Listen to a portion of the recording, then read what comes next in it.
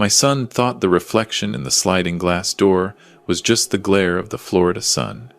He thought 68 years of life had made my hands shaky and my mind dull. He was wrong. I saw the small amber vial he pulled from his pocket. I saw him squeeze 3 drops of clear liquid into my iced tea while his wife distracted me with questions about the weather. And when they both turned to grab the pitcher of lemonade from the refrigerator, I did the only thing a father who had just co-signed a $200,000 loan for his son's failing business could do. I switched the glasses. You won't believe what happened next. But before I tell you how my own flesh and blood ended up convulsing on my kitchen floor, let me know in the comments where you are watching from. Hit like and subscribe if you have ever had to protect yourself from someone who was supposed to love you unconditionally. The August heat in Sarasota was brutal.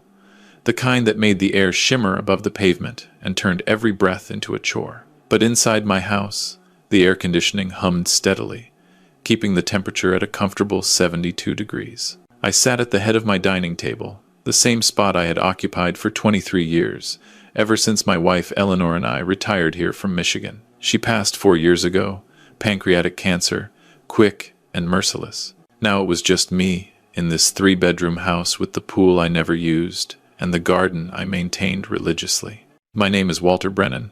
I spent 41 years as a pharmacist, the last 15 as the owner of 3 drugstores in the Detroit suburbs.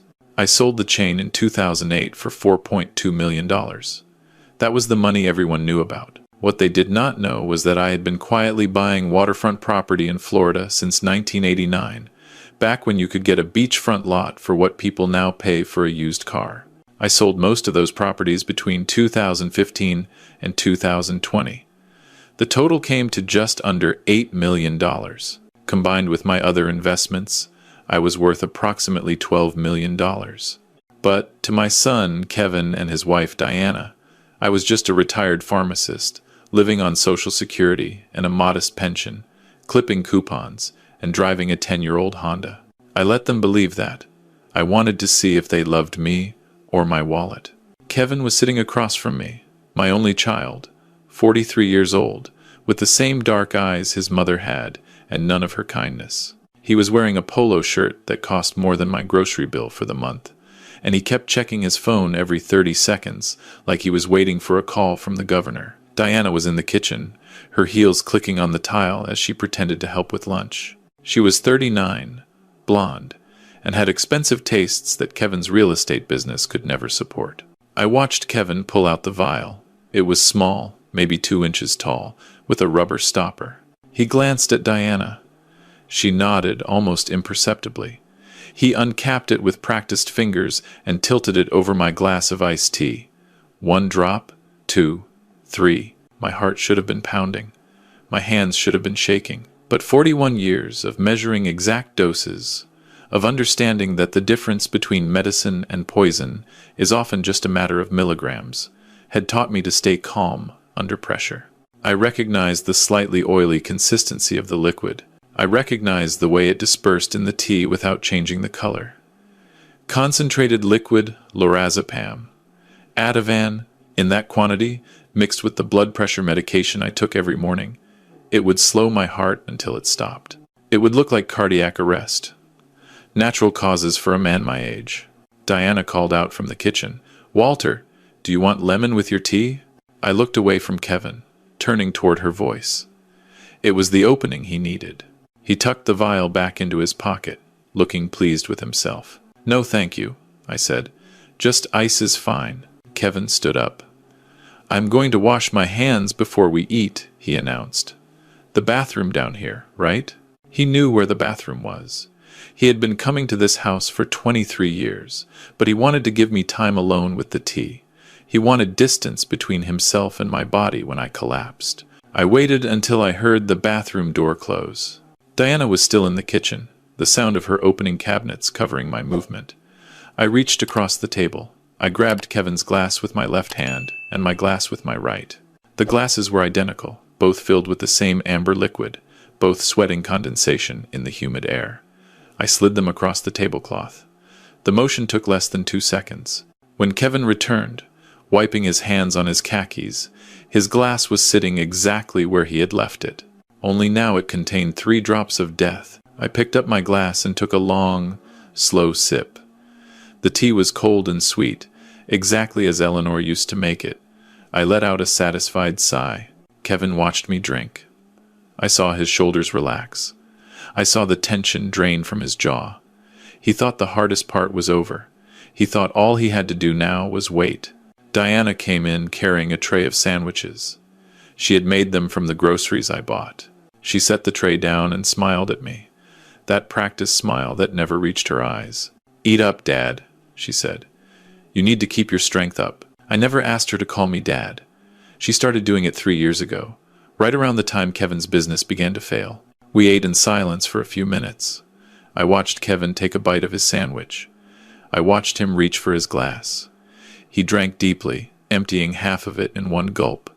Florida heat makes you thirsty. "So, Walter," Diana said, setting down her fork, "Kevin and I have been talking about your situation." "My situation," I repeated. I let my voice sound confused, hesitant. I played the part of the elderly man struggling to keep up with conversation. "The house," Kevin said. He was chewing as he spoke, bits of bread visible between his teeth. "It is too much for you, Dad. The maintenance, the yard, the pool. You are 70 years old." 68, I corrected him. "Whatever. The point is, we found this amazing community, Vista Gardens. It is assisted living, but not the sad kind. They have activities, a pool, nurses on staff. You would love it." I looked at Diana. She was nodding enthusiastically, like a car salesman closing a deal. "We even talked to their admissions people," Diana added. "They have a unit available next month. All you would have to do is sign over the house to cover the deposit and first year." "Sign over the house," I said slowly. "This house. It is for your own good," Kevin said. He reached for his tea again. He drank the rest of it. "You have been forgetting things, Dad. Last week you called me by the wrong name. You left the stove on twice last month." I had not left the stove on. Kevin had been here both times. He must have turned it on himself when I was not looking. "I do not want to move," I said quietly. "This is my home. Your mother and I built this life together." "Mom is dead," Kevin said bluntly. He set his glass down hard on the table. "She is not coming back. And you need to start thinking about your future. Our future." There it was. Our future. The mask slipping for just a moment. Suddenly Kevin frowned. He brought his hand to his forehead. "Is it hot in here?" he asked. "I feel dizzy." I looked at the thermostat on the wall. "It is 72, I said calmly. "Same as always." Kevin stood up. The chair scraped loudly against the floor. He swayed on his feet. His face was going pale, a gray pallor spreading across his cheeks like fog rolling in from the ocean. "Something is wrong," he muttered. His words were starting to slur. Diana, something is wrong with me." Diana jumped up from her seat. "Kevin, what is it? What is happening?" He stumbled backward, knocking into the china cabinet. One of Eleanor's teacups fell and shattered on the floor. Kevin grabbed the edge of the table, trying to steady himself, but his legs buckled. He went down hard, his head bouncing off the tile with a sound that made Diana scream. I stayed in my seat. I watched my son convulse on the kitchen floor, foam forming at the corners of his mouth. I watched his eyes roll back, showing the whites. I watched Diana drop to her knees beside him, slapping his face, calling his name. "Call 911!" Diana screamed at me. "What are you doing? Call an ambulance!" I stood up slowly, like the old man they thought I was. "Oh dear," I said. "Oh no, what happened?" I reached for the phone. I dialed the numbers. I reported a medical emergency in a calm, measured voice. Possible cardiac event, male, 43 years old, unresponsive. The paramedics arrived in 7 minutes. Sarasota has excellent emergency services. They loaded Kevin onto a stretcher, started an IV, attached monitors that beeped frantically. Diana rode with him in the ambulance. I said I would follow in my car. I needed to lock up the house. When they were gone, I walked back to the dining room. I looked at the table, at the empty glasses, at the shattered teacup on the floor. I picked up Kevin's glass and rinsed it in the sink. I poured the remaining tea from my glass down the drain.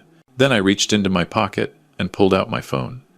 Not the flip phone Kevin had bought me, insisting smartphones were too complicated for a man my age. My real phone, a slim, encrypted device that contained the keys to accounts Kevin did not know existed. I dialed a number I had memorized years ago. "James," I said when the call connected. "It is Walter. The protocol we discussed. It is time to activate it." There was a pause on the line. James Whitfield was not just my attorney. He was the only person who knew the full extent of my wealth. He knew about the waterfront properties. He knew about the offshore accounts. He knew about the contingency plan we had developed 3 years ago, when I first began to suspect that my son saw me as nothing more than an obstacle between himself and an inheritance. "They tried tonight?" James asked. "Lorazepam in my tea," I said. "Enough to stop my heart. They have been gaslighting me for months, trying to make me look senile. Tonight was supposed to be the final act. And Kevin? He drank the tea instead. He is on his way to Sarasota Memorial right now." "Christ, Walter," James breathed.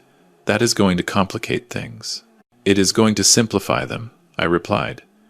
"They wanted to kill me and make it look natural. Now they are going to have to explain why Kevin had a near-fatal overdose of a sedative I do not even have a prescription for." "What do you need from me?" "Freeze everything," I said. "Every account they have access to, every credit card I authorized, every automatic payment. I want them to feel the walls closing in. And James, start preparing the evidence package. The recordings, the financial forensics, everything. We are going to court." I hung up and looked around my kitchen. The home Eleanor and I had built. The life they wanted to steal. The game had changed. My son thought he was hunting a weak old man. He had no idea he was fighting a pharmacist who understood exactly how to measure out justice, one precise dose at a time. I drove to the hospital with the windows down, letting the warm evening air wash over me. The sun was setting over the Gulf of Mexico, painting the sky in shades of orange and pink. It was beautiful. Eleanor would have loved it. When I arrived at the emergency room, Diana was pacing in the waiting area.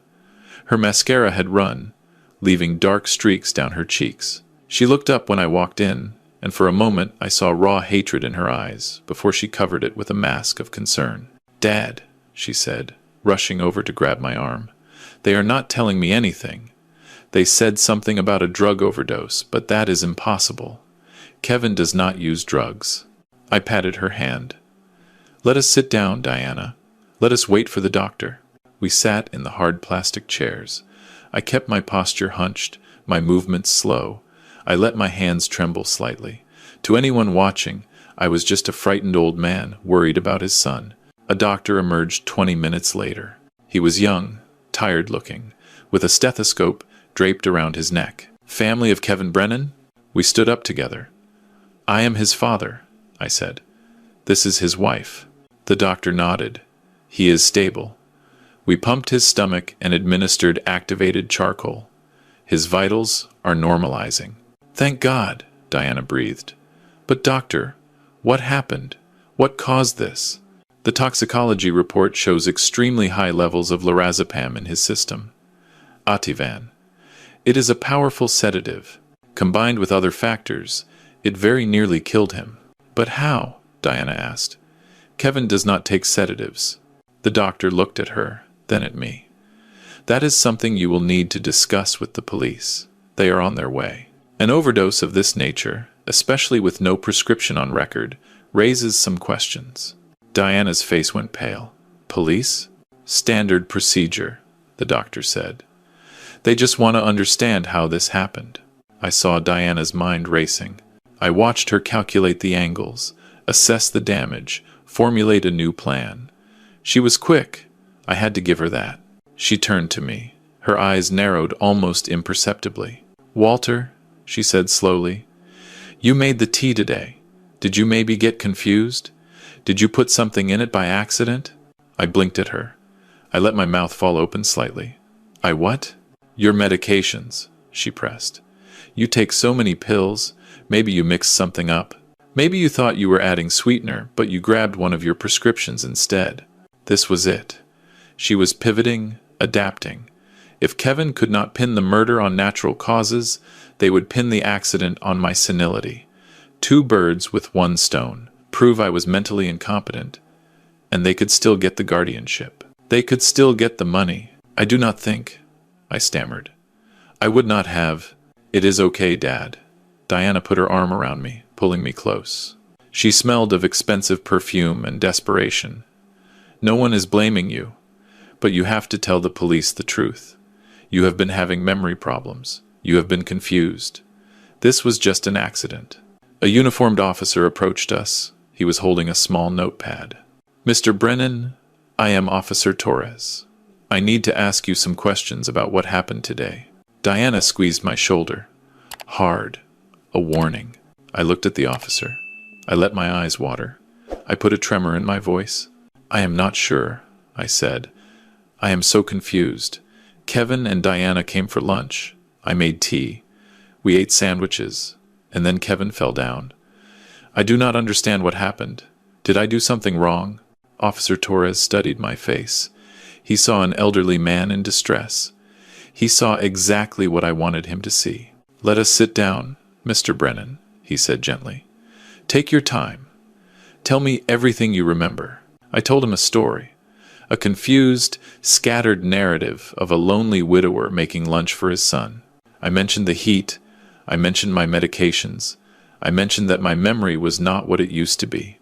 I dropped hints, breadcrumbs that Diana was eagerly gathering. He has been declining, Diana interrupted at one point. His short-term memory is almost gone. Last week he forgot my name. We have been trying to get him into assisted living, but he refuses to go. The officer nodded sympathetically. He wrote something in his notepad. We will need to investigate further, he said. But right now, it sounds like this might have been an accidental exposure. Mr. Brennan, do you have lorazepam in your house? Any sedatives? I do not know, I said. I have so many pills. The pharmacy sends them every month. Little bottles everywhere. Diana nodded vigorously. He does. He has bags of medications he does not even remember taking. It is a disaster waiting to happen. This is exactly why we have been pushing for professional care. The seed was planted. The narrative was forming. Confused old man, dangerous living situation, loving family, trying to help. By the time the night was over, they would have laid the groundwork for an emergency guardianship hearing. I let them build their case. I let Diana call a doctor friend who would fax over a statement about my cognitive decline. I let her photograph my medicine cabinet, arranging the bottles to look chaotic and overwhelming.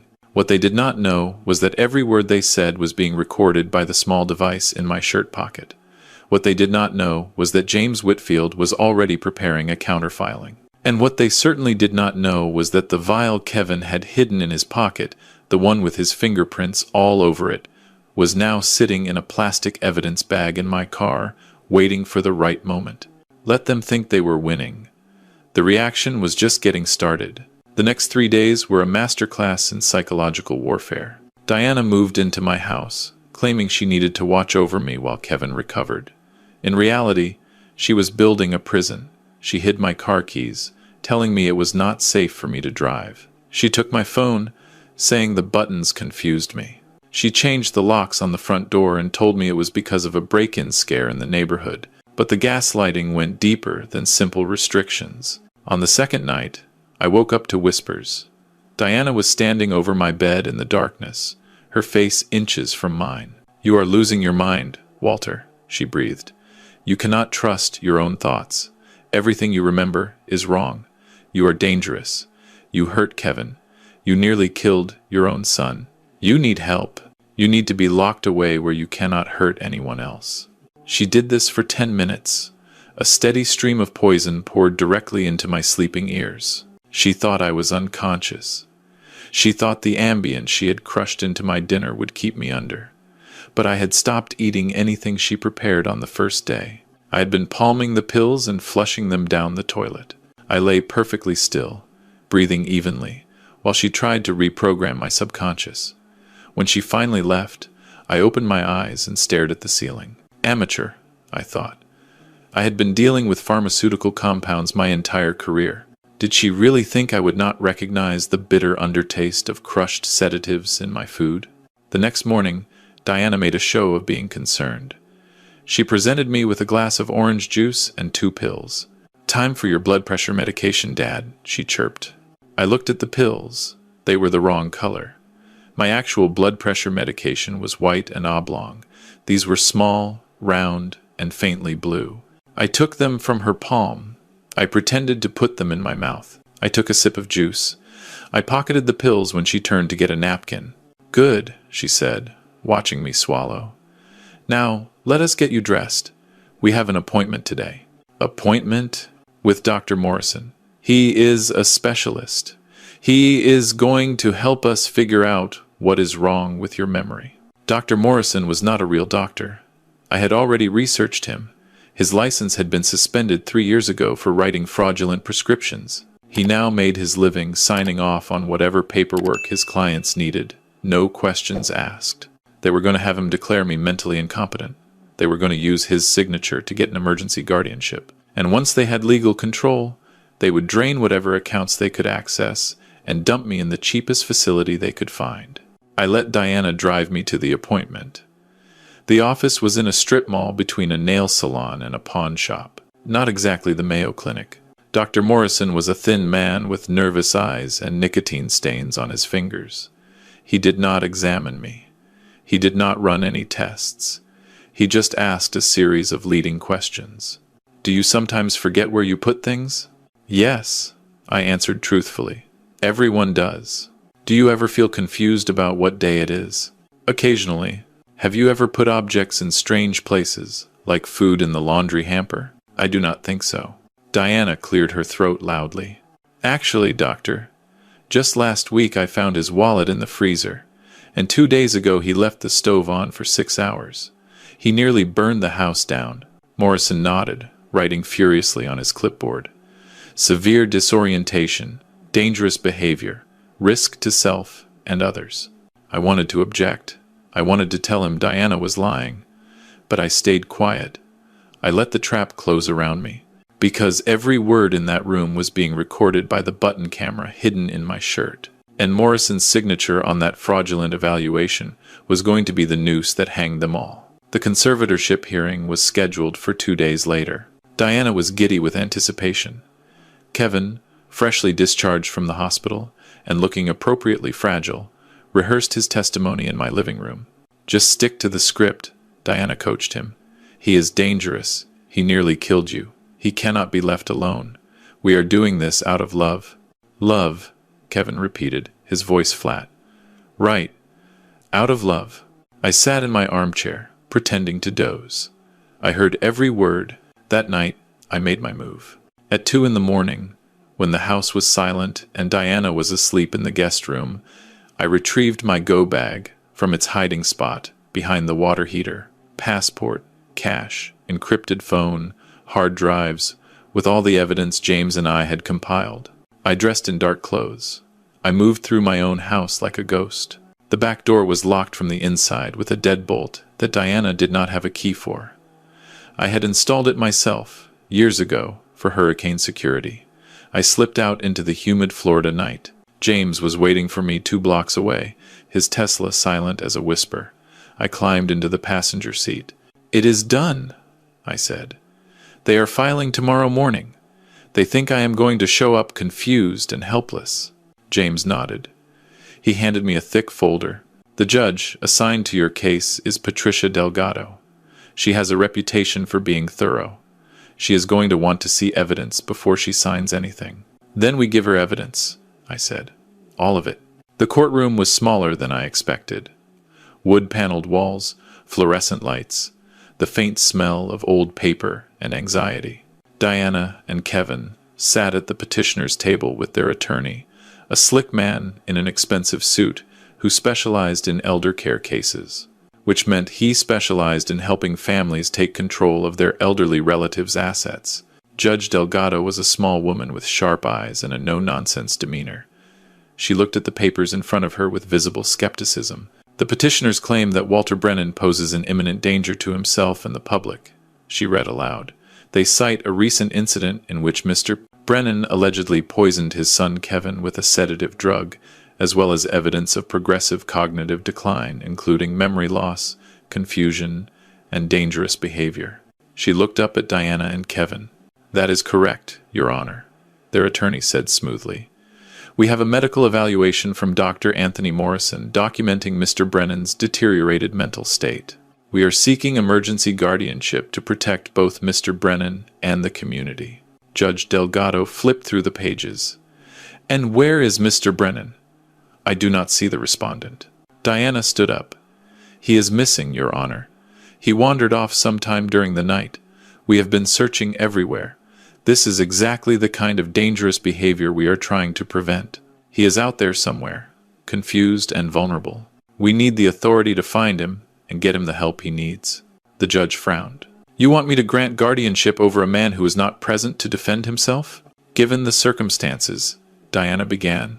The courtroom doors swung open. I walked in, not shuffling, not trembling, not confused. I walked with the steady gait of a man who had spent 68 years building a life and was not about to let anyone take it away. I was wearing my best suit, the one Eleanor had picked out for me 20 years ago. James Whitfield walked beside me, carrying a briefcase that contained the complete destruction of my son's future. Kevin made a choking sound. Diana went pale. Judge Delgado looked at me over her reading glasses. "Mr. Brennan, I presume?" "Yes, Your Honor. I apologize for the dramatic entrance, but I felt it was important to demonstrate that I am neither missing nor confused. I am, however, very interested in preventing the fraud that is about to be perpetrated in your courtroom." "Fraud?" The opposing attorney sputtered. "Your Honor, this is exactly the kind of paranoid delusion we warned you about." I reached into James's briefcase and pulled out a stack of documents. I walked forward and placed them on the judge's bench.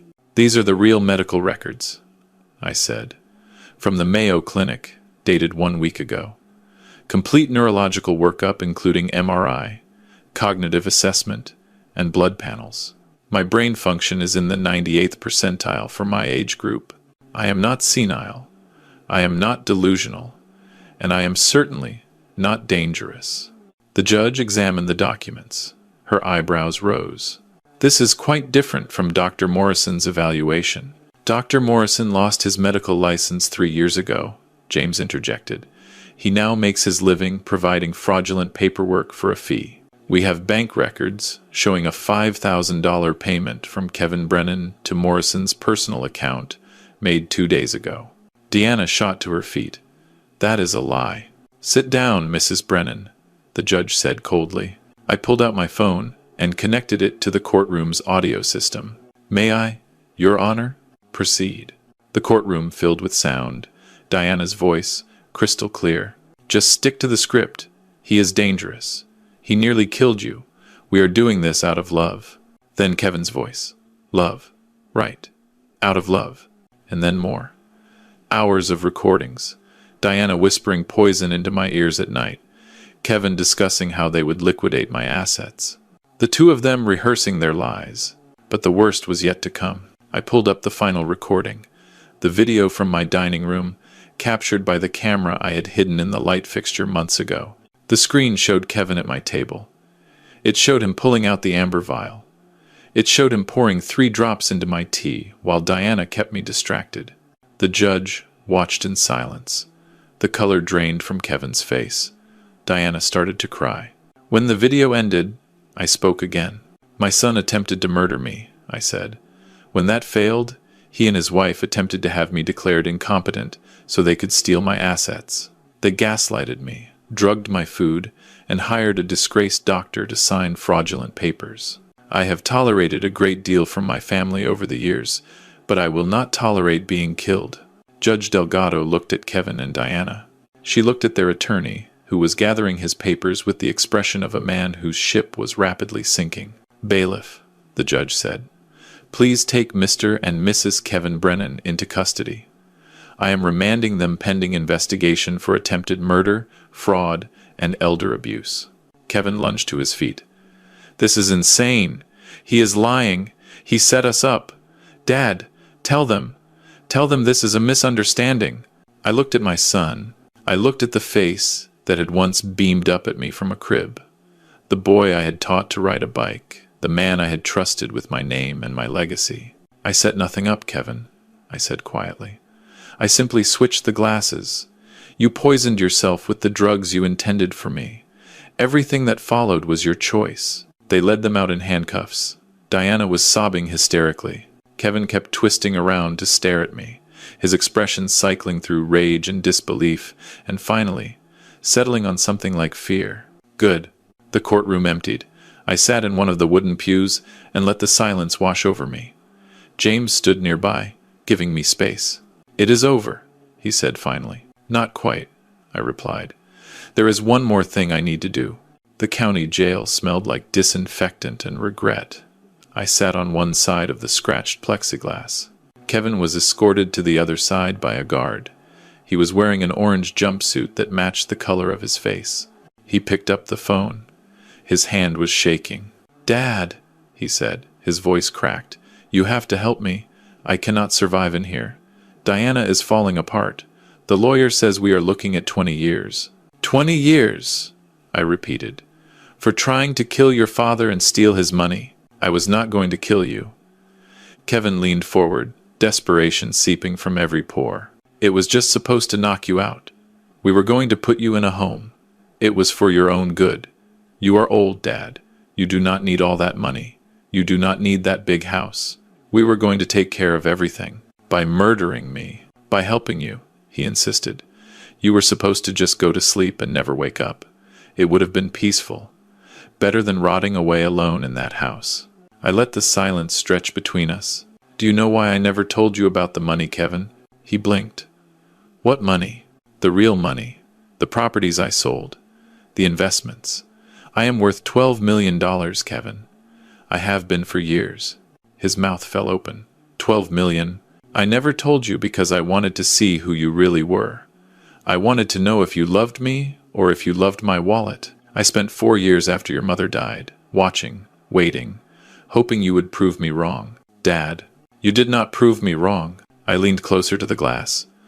"You proved that the only thing I meant to you was an obstacle. You looked at your father and saw a sack of meat standing between you and your inheritance." Kevin started to cry. Real tears this time. Or maybe fake. I could not tell anymore. I did not care. "What are you going to do with it?" he asked through his sobs. "The money. Are you going to spend it all on lawyers to keep us locked up?" "I thought about it," I said. "I thought about a lot of things. I thought about revenge. I thought about making you suffer the way you made me suffer." I reached into my pocket and pulled out a folded piece of paper. I pressed it against the glass. "This is a receipt," I said. "As of this morning, the Walter Brennan estate has been fully liquidated. $6 million to the National Center for Elder Abuse Prevention. $6 million to the Florida Coalition for Seniors. The house is sold. The accounts are closed. There is nothing left." Kevin stared at the paper. His tears stopped. His face went blank. "You gave it away," he whispered. "You gave away $12 million. I gave it to people who will use it to protect other parents from their children." I stood up, keeping the phone pressed to my ear. "You wanted to put me in a home and take my money. Now you are the one in a cell, and the money does not exist anymore. I hope that when you are lying in your bunk at night, you think about that. I hope you think about the fact that if you had just been a decent son, you would have inherited everything." Kevin slammed his fist against the glass. The guard stepped forward. "I hate you," Kevin screamed. "I hate you, old man. I hope you die alone. I hope you rot." I hung up the phone. I turned and walked away. His muffled screaming followed me down the corridor, but I did not look back. The sun was setting when I stepped outside. The sky was painted in shades of gold and crimson, the same colors Eleanor used to love. I walked to the parking lot where James was waiting. Next to his Tesla was something new. A 30-foot RV, silver and gleaming, with the keys sitting on the hood. "The dealer dropped it off an hour ago," James said. "Paid in cash, as requested. It has got everything. Kitchen, bedroom, satellite TV. You could live in it for years." I picked up the keys. They were warm from the sun. "Thank you, James. For everything." He shook my hand. "Where are you going to go?" I thought about it. I thought about the mountains of Colorado, the deserts of Arizona, the coastline of Oregon, all the places Eleanor and I had talked about visiting but never did because there was always work, always responsibility, always some reason to stay put. Everywhere, I said. Nowhere in particular. Just away from here. I climbed into the driver's seat. The engine started with a satisfying rumble. The air conditioning kicked on, filling the cab with cool air. I pulled out of the parking lot and merged onto the highway. In the rearview mirror, I watched Sarasota shrink and disappear. The town where I had raised a son. The town where I had buried a wife. The town where I had nearly died at my own dining table. I did not miss it. The road stretched out ahead of me, endless and open. I turned on the radio. Classic country filled the cab, a song about freedom and second chances. I was 68 years old. I had no family left. I had no home. I had given away everything I owned except this RV and the clothes on my back. But as I drove west, watching the sun dip below the horizon and the first stars emerge in the darkening sky, I realized I had something more valuable than money. I had freedom. I had time. I had the rest of my life to live exactly as I chose. Eleanor would have understood. She always said that the best adventures start when you stop planning and just go. So I went. They say blood is thicker than water, but I learned that greed is a solvent that dissolves every bond.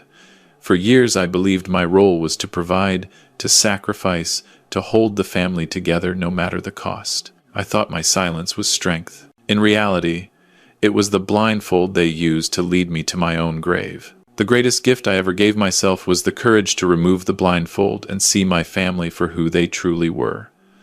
Not who I wanted them to be.